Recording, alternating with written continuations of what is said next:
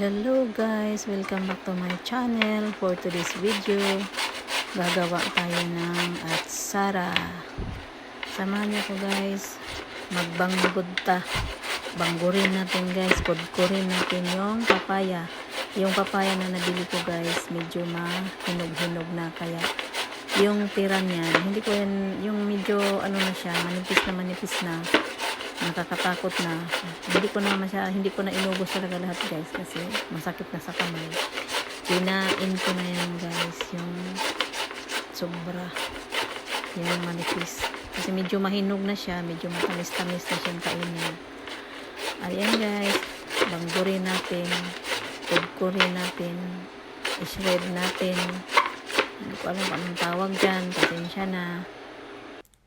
Ayan guys, mamula-mula yung papaya na nabili ko, kasi medyo hinog-hinog na siya. Anong tawag dyan, yung kabangaan sa amin, maniba sa Tagalog. Kaya ayan, ang sarap yun guys. Mas na timing yung nung nabili ko, maniba na siya, kaya masarap siya gawing atsara. At ito na guys, tapos na akong gadgad.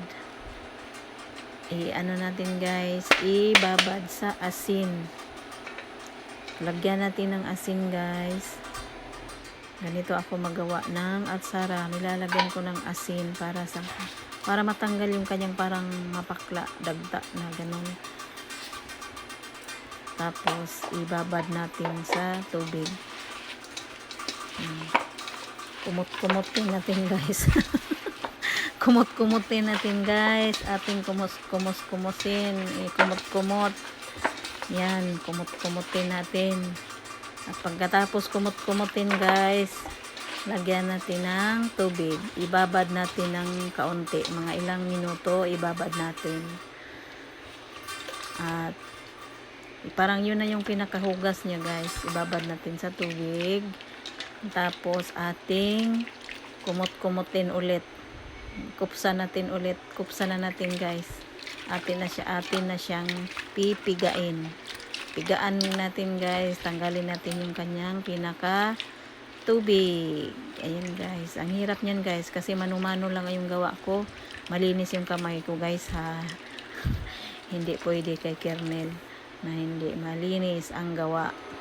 Kaya ayan na guys, ang ating atsara. Yan na yung ating ready to cook na. Mayroon na, naka-ready na yung ating papaya. Mayroon na tayong lamas, sibuyas, luya, siling pula, at saka carrots.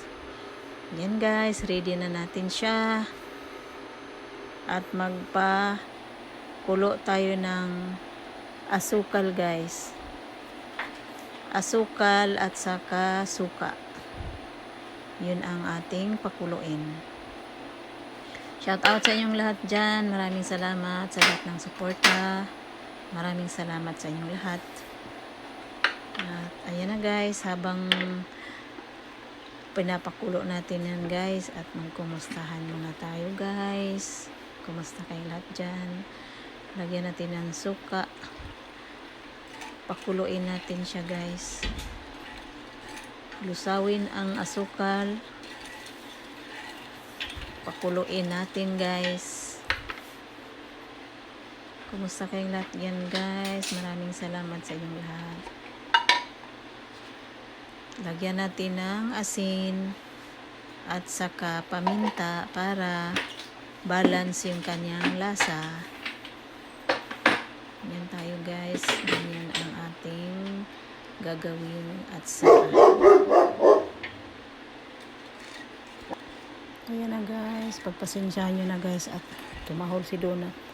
Lagyan natin ng paminta para balance yung kanyang lasa. Pakuluin natin guys.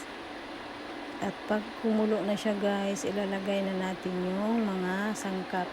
Luya, at saka yung siling pula, carrots, at saka sibuyas.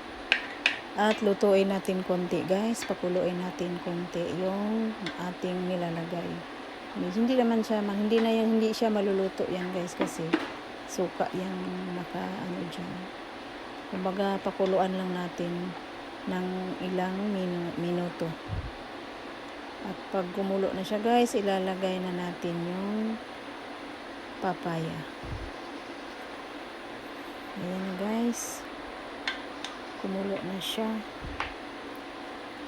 Ang hirap mag voice over guys. Pasensya na, pagpasensyahan nyo na guys. Kasi pag nagbibideo din ako, nahiya din ako magdaldal dyan na nandyan yung mga busing. Kaya idadaan ko na lang sa voice over. Pagpasensyahan nyo na. Ayan na guys, kumulo na siya. Okay na yung lasa niya. Okay na yung ano niya. Patayin na natin yung apoy. At ilalagay ko na yung papaya. Ganyan ako magawa ng atsara guys. Turo yan ng aking amo na isang chef. Yan, ganyan guys. Ayan na siya guys. Hinahalo ko siya para makot lahat yung papaya. Tapos hinihawi ko yan sa gilid guys para hindi masyadong overcook. Tapos tsaka nilalagyan ko maya ng yung kanyang sauce. Ginaganyan-ganyan ko siya guys para hindi siya masyadong maluto. Ayan na guys ang aking atsara. Maraming salamat sa inyong lahat. Sa lahat ng nagsuporta, maraming salamat. God bless us all. Bye-bye. Ayun na guys. Bye-bye na guys. Ayun na siya guys. Tapos na siya guys. Bye-bye.